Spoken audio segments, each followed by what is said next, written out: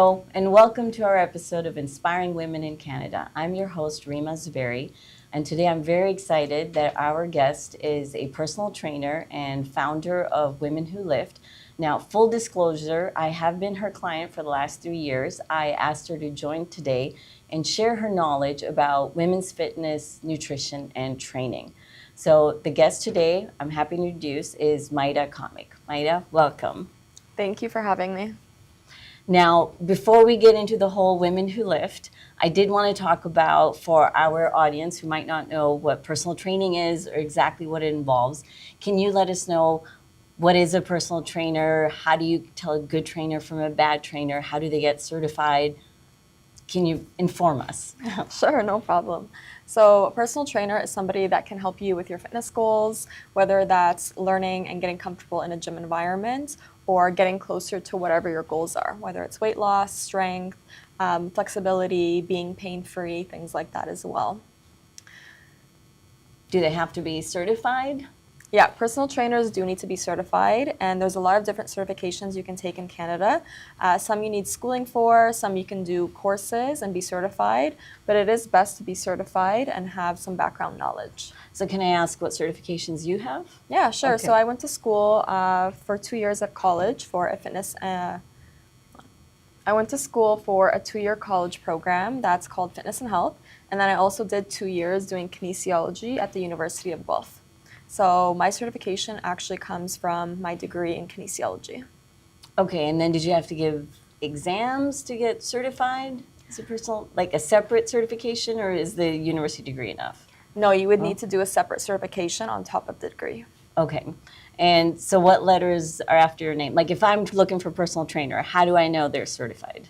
You would probably ask them, and then they would show you their certifications, but I guess the letters would be CPT, Certified Personal Trainer, but that would be a conversation that you would probably ask them before you get started working with them. Okay, and what made you decide to be a personal trainer?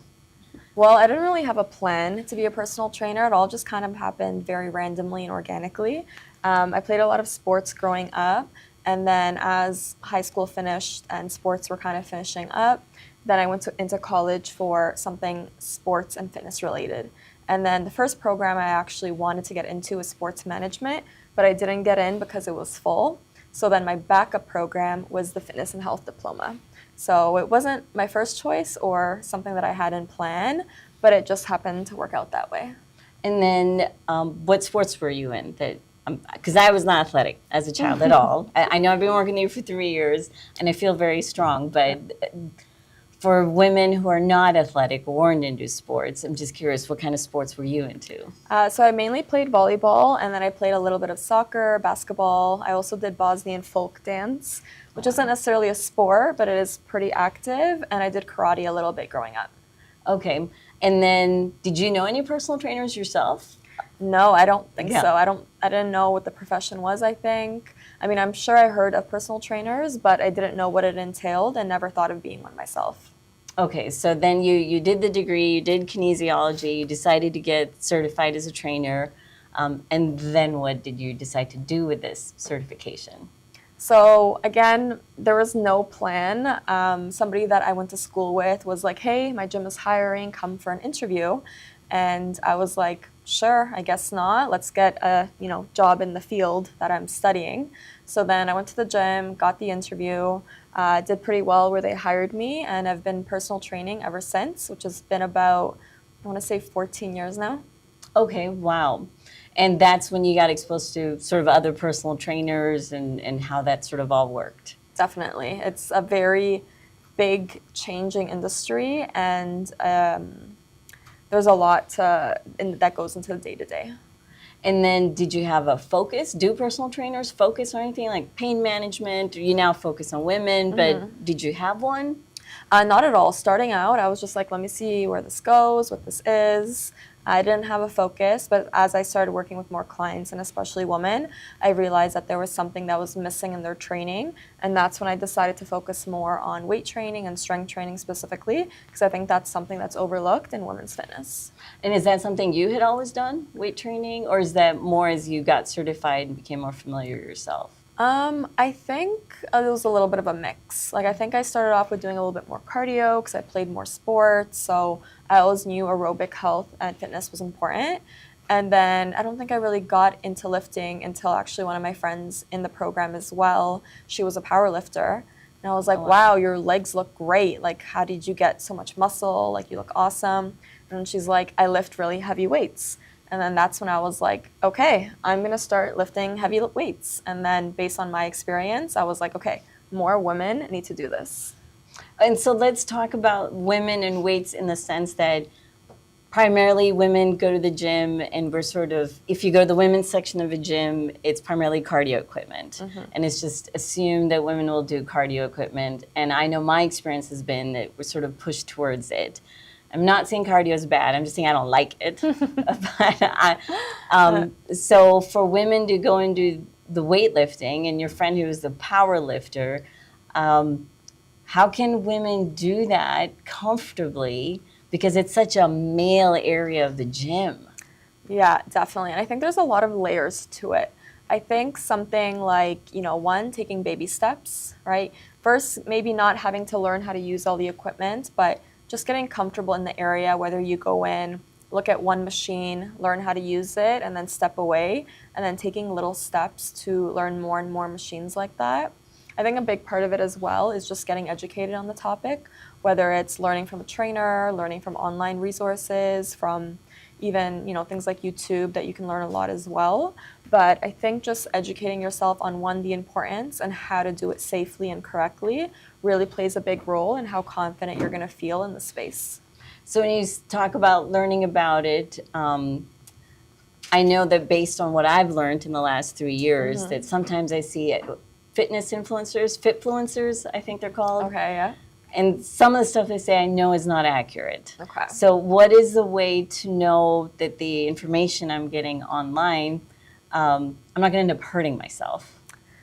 It can be tough because there's a lot of information online out there. So I think it can be tough these days. But I think, one, asking the right questions, and two, taking advice that applies to you plays a big role, right? So asking the right questions, like, is this person have the lifestyle I want? Do they have the results that I want?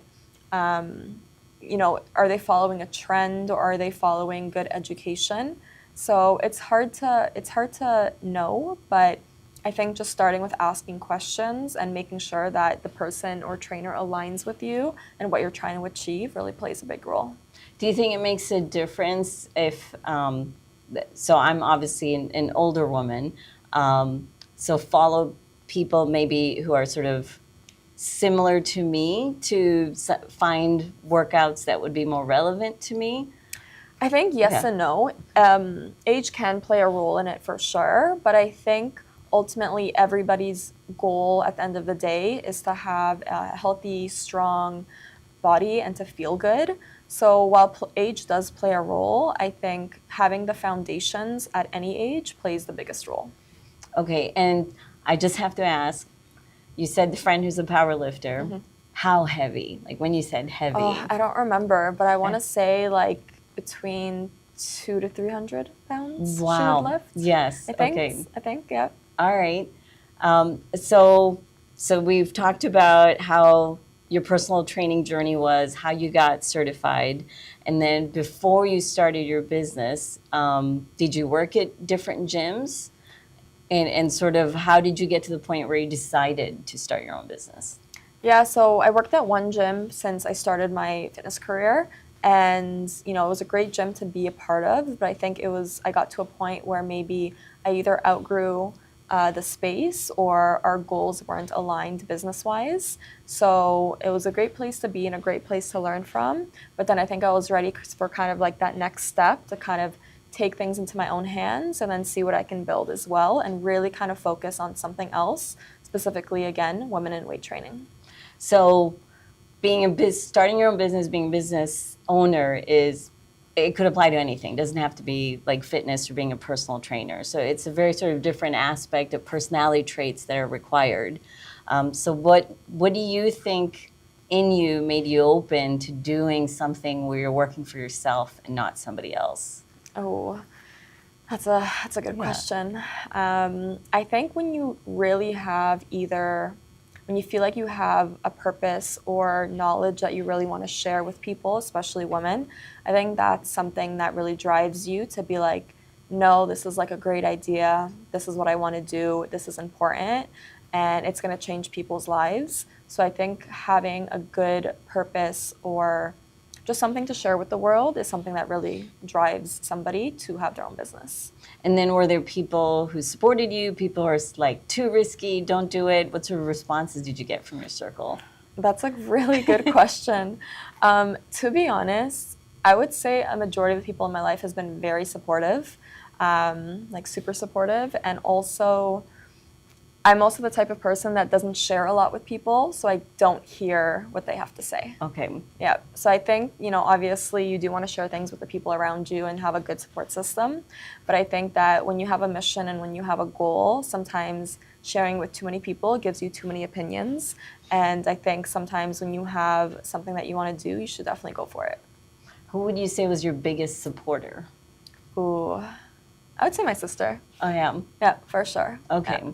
And she is not a small business owner. She's, Yep. yes, Yep. She's but not. she thought that was a great idea for you. Yeah, Yes. exactly. Okay. Yeah, she sees the behind the scenes and she's like, I feel like I would probably never do this, but you're doing great, keep it up. She would leave me like little notes, in the living room and be like, great job, keep it up. So she was very, very supportive. And then how did you figure out, how do I register a business? How do I make corporation? How do I taxes? You have employees. Like, how did you figure all that out? Definitely one day at a time. Yeah. I think from asking people, from Googling things, from asking other business owners, from hiring the right accountants and the people to help set you up really plays a big role. But there's still a lot that I'm learning day to day. So I would say you just gotta dig for the information and then kind of go from there. Now, obviously, you wouldn't have done everything perfectly. No one does, right? Mm-hmm. And I don't want to ask the question like, what was the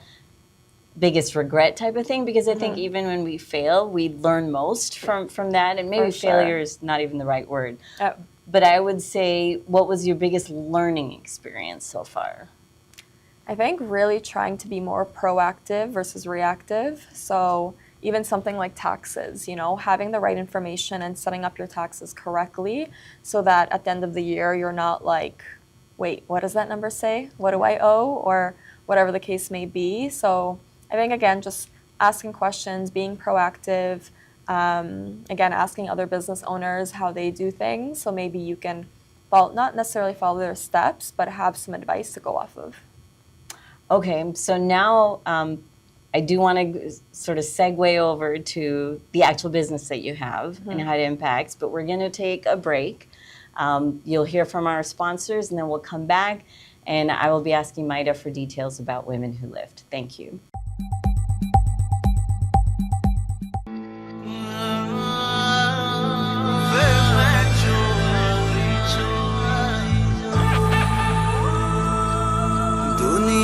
तुझे खाते मैं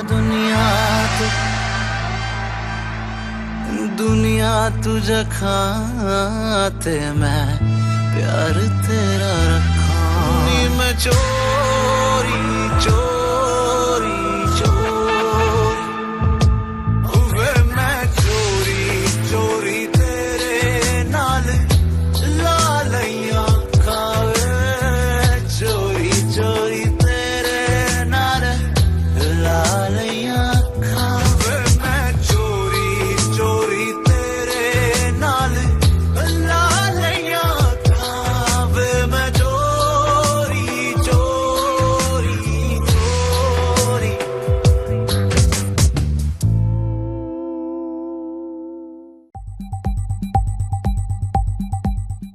Hello and welcome back. So now I'm going to ask Maida about the business that she owns, Women Who Lift, what the services they offer, and why it matters. So Maida, welcome back. Thank you. So your business is called Women Who Lift. Yeah. You offer classes in various locations. So can you tell us about the locations you offer them and the types of classes you offer? Yeah, for sure. So we do very beginner-friendly classes. And we also have personal training, and then we do workshops on the weekend as well. And we try to make sure that there's a service for everybody, whether it's cost, scheduling, to really try to get more women to learn about the importance about weight training. And I think you have 5 gyms you offer classes at? We're at four right now. Okay. And so obviously you have employees because you can't teach all those classes yourself, but you do teach some of them. Yes, definitely. Okay. And the ones that are sort of beginner and intermediate are twice a week for 8 weeks. Yep. Yes. Okay. Now, full disclosure, as I said, I'm Maida's client, so I do personal one-on-one training just because my schedule is crazy. So I now see you once a week. Yep. Yeah. So you have a few individual clients as well. Yeah, so I do Okay. a little bit of both classes and one-on-ones. And then in the beginner classes, what are some of the things that you teach the women? So we really focus on the foundations of weight training. So things like hip thrusts, deadlifts, squats, bench press, rows, to really make sure that we're targeting every muscle group and every movement that's important for day-to-day activities. See, now that sounds intimidating. Like someone who's maybe never been in a gym, much less cardio or weightlifting, and it's like, I can't do that, right? Yep. So you have a variety of women that come to your classes. How many of them have ever been in a gym? How fit are they? Like, what variety of students have you had? We have such a vast variety. Like, we've had 13-year-olds with consent with their parents, of course, up to women in their 70s. So we've had all kinds of women join our classes, and most have 0 experience. Oh. And that's kind of the goal of the classes, is to get the women that have no experience more comfortable. So we don't jump into it right away, but we kind of really ease the class. It's very progressive so that it's not as intimidating as it seems, because it definitely can be. So on the first day, they're not out there just doing Grabbing the deadlifts. barbells, yeah, Yes. no. Okay. Day 1, like the first 2 weeks are very gradual, and then again, we're more focused on learning skills, and then we build upon those skills.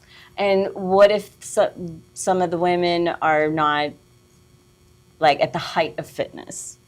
Totally okay. We get anybody. We have, women that have injuries, again, women in their 70s that have never lifted weights before and just want to stay strong. So, we take them all. Okay, and then they come back. Yeah, Yes, for yeah. sure. They come back because then they see the importance, and even in the short 8 weeks, while they might not always see their fitness goals come true, they always see a difference in their strength, their mobility, and just how they feel day to day and the energy they have. So they do realize the importance of movement and weight training.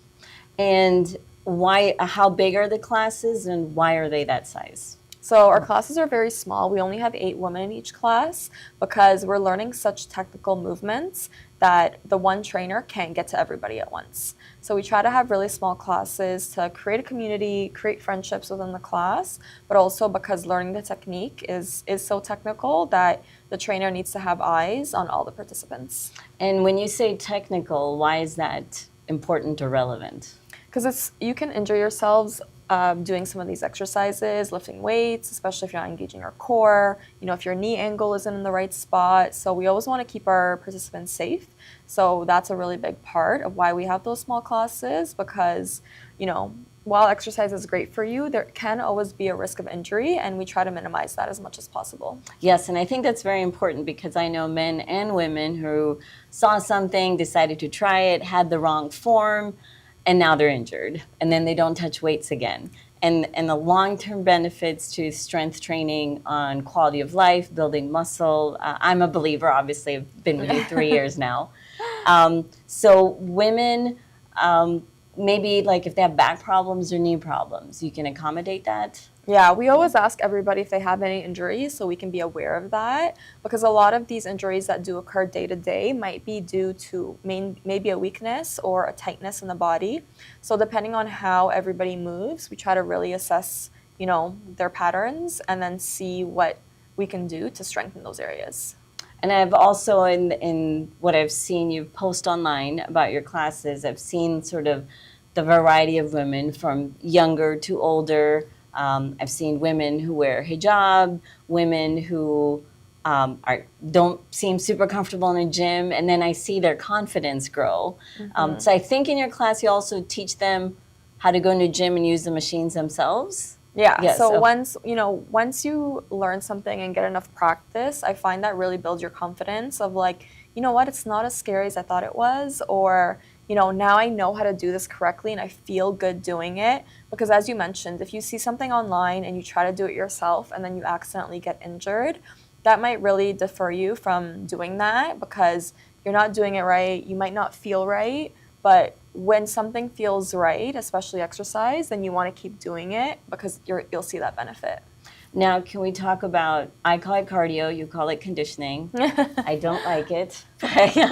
How you feel that ties into women's health overall. Definitely. So every different type of exercise, whether it's weight training or cardio and aerobic, they all play different roles in health, right?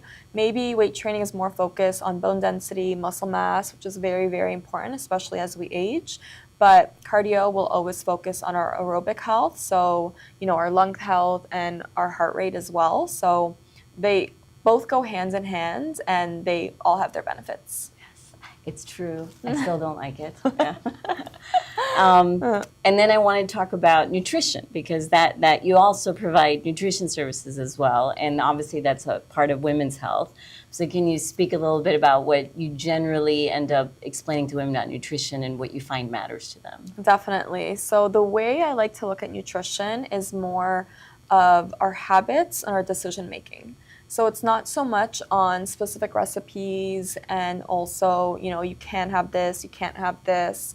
It's again comes really down to education on the importance on certain food groups, the importance of protein and fiber, the importance of, eating for your goals. So it really comes down to what are our habits? Can we create a system that helps us get better nutrition in? When we get better nutrition, then we're able to reach our health and fitness goals. So it's kind of different spin on specific nutrition sort of advice, but it's more systems, habit building, and decision making.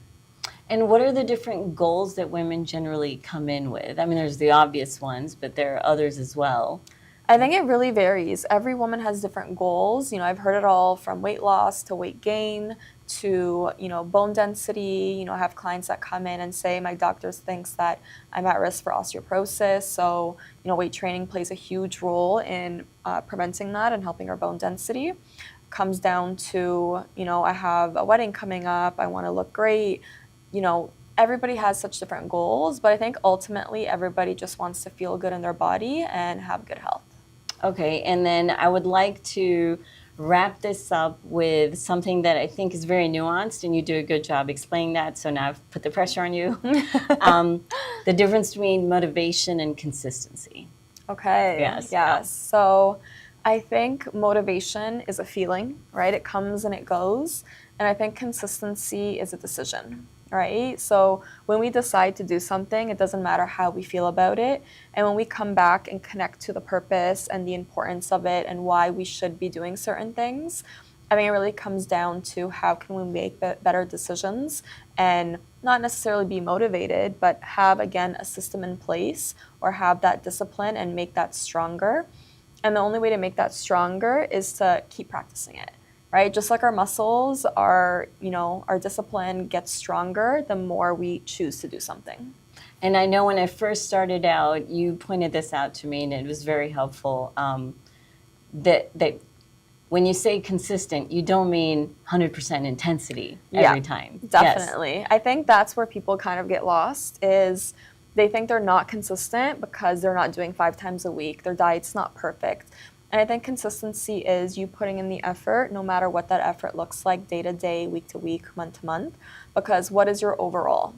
Your overall is what your habits are, and it's not necessarily going to be perfect. It's not realistic, and we're just not designed that way as human beings.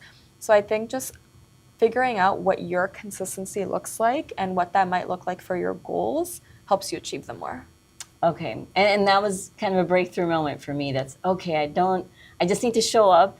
May not be 100%, but I need to show up. And that has made a difference. This is the only health activity I've stuck to for more than 6 months, I think. And Oh, it's been amazing. 3 years now, yes. I love that. Which is why I begged you to come on the show. Yes. Definitely. So Yeah. thank you so much, and thank you for joining us. Appreciate you being here, and I hope you are inspired. We will provide some information on how you can connect with Women Who Lift, and you have an Instagram account as well, Women Yes. Who Lift, so you can follow that as well. And we look forward to seeing you at the next episode. Thank you.